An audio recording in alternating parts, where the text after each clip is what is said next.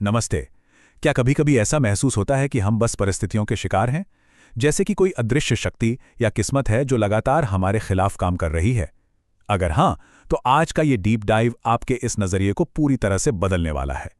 आज हम 20वीं सदी के सबसे रहस्यमयी और शक्तिशाली माइंड मैजिशियन नेविल गोडार्ड के विचारों को डिकोड करने जा रहे हैं। गोडार्ड का विजन बहुत ही क्रांतिकारी था। उन्होंने सिखाया कि इंसान किसी भी हालत का शिकार नहीं है, बल्कि वो खुद अपनी रियलिटी का एक कॉन्शियस क्रिएटर यानी जागरूक रचनाकार है। आज हम इसी कमाल के कॉन्सेप्ट को विज्ञान और मनोविज्ञान की गहराई के साथ समझेंगे। तो चलिए बिना किसी देरी के इस 6 भाग वाले सीक्रेट मैनुअल में गोता लगाते हैं। आज की चर्चा के मुख्य पिलर्स हैं law of assumption, Kalpana he blueprint, शक पर जीत, थीटा गेटवे, भावना ही रहस्य है, और आखिर में डिटैचमेंट की शक्ति।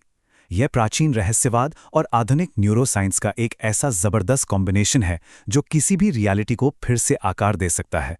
शुरुआत एक बहुत ही बुनियादी लेकिन गहरे सवाल से करते हैं। क्या ये ब्रह्मांड वाकई कोई ऐसा सिस्टम है जो इंसानियत के खिलाफ काम कर रहा है? क्या जिंदगी का ये खेल पहले से ही हमारे खिलाफ फिक्स कर दिया गया है, या फिर क्या ये ब्रह्मांड महज एक आईना है जो हमारी ही गहरी मान्यताओं और अजम्पशंस को रिफ्लेक्ट कर रहा है? सच तो यह है कि अक्सर अनजाने में ही सही संघर्षों को खुद ही चुना जाता है। सुनने में थोड़ा अजीब और अनकंफर्टेबल लग सकता है, लेकिन हमारी आज की पूरी चर्चा इसी सच पे टिकी है। आइए अपने पहले सेक्शन की ओर बढ़ते हैं, द लॉ ऑफ अजम्पशन। इसका एक बहुत ही सीधा और पावरफुल मंत्र है, चाहना बंद करें और होना शुरू करें। आपने मशहूर लॉ ऑफ अट्रैक्शन के बारे में तो सुना ही होगा, है ना?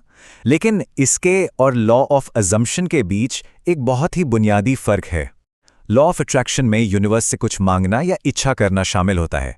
समस्या यह है कि जब भी कहा जाता है मुझे ये चाहिए, तो असल में यूनिवर्स को कमी का सिग्नल भेजा जा रहा होता है, और यूनिवर्स बस उसी कमी की स्थिति को सच बनाए रखता है। इसके बिल्कुल उलट लॉ ऑफ अजम्पशन ये कहता है कि आपको उस निश्चितता को जीना होगा कि आपकी इच्छा पहले ही पूरी हो चुकी है। ये यूनिवर्स से भीख मांगने के बारे में नहीं है, ये उस रियलिटी को अपना लेने के बारे में है। इस बात को बायोलॉजी के चश्मे से देखना बहुत दिलचस्प है। हमारे दिमाग में एक बहुत ही खास सिस्टम होता है जिसे रेटिकुलर एक्टिवेटिंग सिस्टम या शॉर्ट में RAS कहते हैं।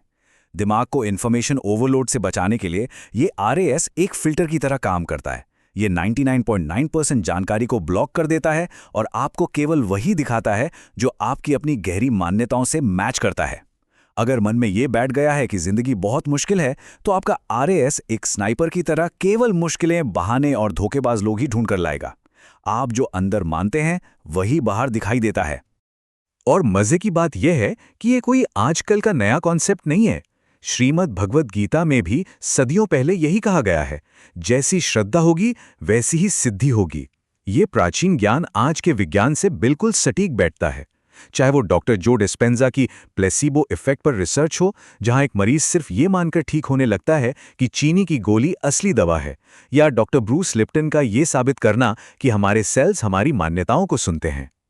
असली ताकत किसी बाहरी चीज में नहीं, बल्कि हमारे अंदर की धारणा में है। चलिए अब दूसरे कदम की तरफ चलते हैं, इमेजिनेशन एज ब्लूप्रिंट, यानी अपनी कल्पना को महज एक ख्याली पुलाव ना समझकर अपनी रियलिटी का असली आर्किटेक्चर मानना। न्यूरोसाइंस ने यह साबित करके दुनिया को चौंका दिया है कि जब कोई व्यक्ति आंखें बंद करके पूरी गहराई से किसी चीज की कल्पना करता है, जैसे समुद्र के किनारे टहलना या कोई रेस जीतना, तो दिमाग में बिल्कुल वही न्यूरल पाथवे एक्टिवेट होते हैं जो असल जिंदगी में उस काम को करने पर होते हैं। दिमाग के लिए एक जोरदार कल्पना और एक असली अनुभव के बीच कोई बायोलॉजिकल फर्क होता ही नहीं है। वो इस कल्पना को ही सच मान लेता है और आपके शरीर और RAS को उसी हिसाब से रीप्रोग्राम करना शुरू कर देता है। तो इसे अपनी जिंदगी में कैसे उतारें? इसका प्रैक्टिकल तरीका यह है कि आपको बीच के संघर्षों या ये सब कैसे होगा वाले हिस्से को पूरी तरह से स्किप करना होगा। आपका पूरा फोकस सिर्फ और सिर्फ फाइनल रिजल्ट पर होना चाहिए। उदाहरण के लिए, अगर आपको एक नई जॉब चाहिए, तो उस मुश्किल इंटरव्यू की कल्पना मत कीजिए, बल्कि कल्पना कीजिए कि जॉब मिलने के बाद आप अपने दोस्तों के साथ जश्न मना रहे हैं। अगर सपनों का घर चाहिए, तो लोन की टेंशन के बजाय ये विजुलाइज कीजिए कि आप अपने नए घर की बालकनी में खड़े होकर बड़े सुकून से चाय पी रहे हैं। अब आगे बढ़ते हैं तीसरे और शायद सबसे चुनौतीपूर्ण सेक्शन की ओर, ओवरकमिंग डाउट, शक और संदेह को हराना, जो कि हमारे दिमाग में छुपा हुआ एक बहुत बड़ा दुश्मन है। इस पॉइंट को समझना बिल्कुल गेम चेंजर है।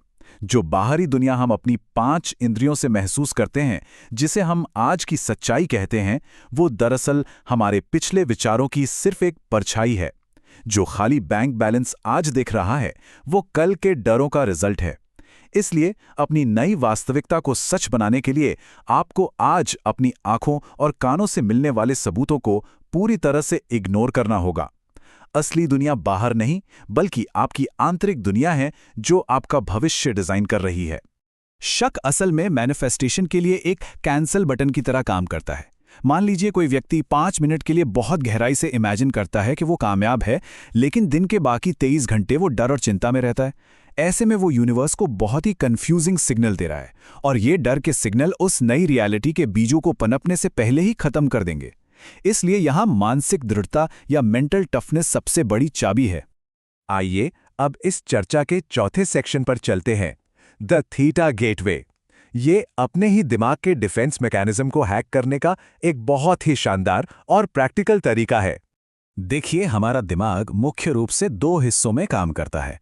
हमारा चेतन मन यानी कॉन्शियस माइंड दिन भर एक सख्त लॉजिकल चौकीदार की तरह काम करता है। ये बहुत डिफेंसिव होता है और किसी भी ऐसी नई बात को अंदर नहीं जाने देता जो इसके पुराने लॉजिक से मैच ना करे। इसके उलट हमारा अवचेतन मन यानी सबकॉन्शियस माइंड एक बहुत ही उपजाऊ मिट्टी की तरह है। ये कभी सवाल नहीं पूछता, बस जो भी बीज जिसमें बोया जाए उसे स्वीकार कर लेता है। और यहीं पर एंट्री होती है थीटा स्टेट की। ये नींद आने से ठीक पहले की वो बहुत ही गहरी रिलैक्स्ड अवस्था है।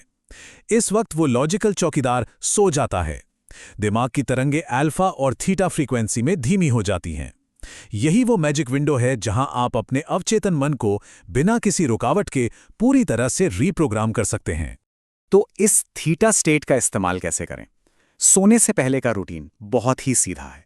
बिस्तर पे लेटें और शरीर को पूरी तरह रिलैक्स कर दें।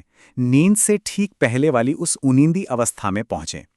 अब अपनी कल्पना में एक छोटी सी 5 सेकंड की फिल्म चलाएं जो ये साबित करे कि आपकी इच्छा पूरी हो चुकी है।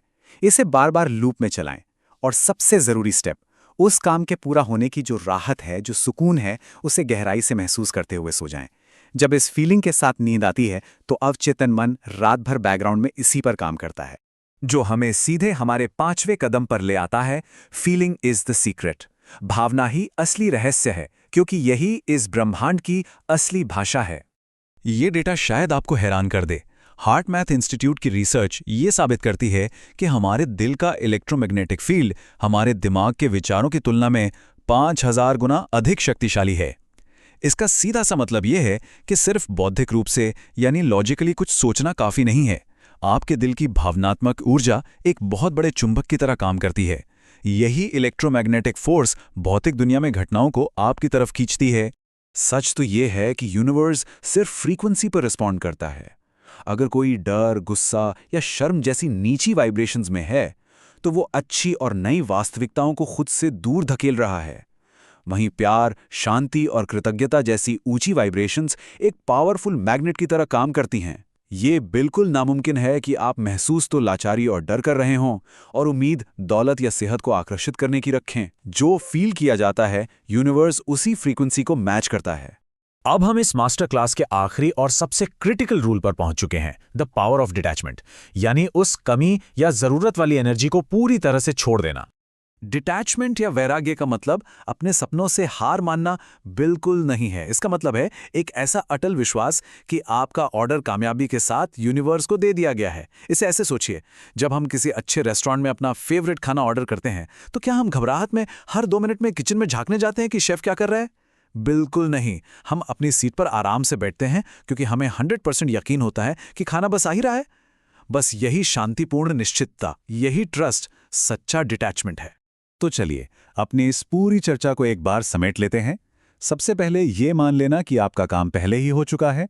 अपनी कल्पना को ही अपनी एकमात्र सच्ची रियलिटी मानना, बाहर से मिलने वाले उन सभी सबूतों को इग्नोर करना जो आपके विजन से मैच नहीं करते, सोने से ठीक पहले वाली उस थीटा अवस्था का इस्तेमाल करके अपने माइंड को रीप्रोग्राम करना।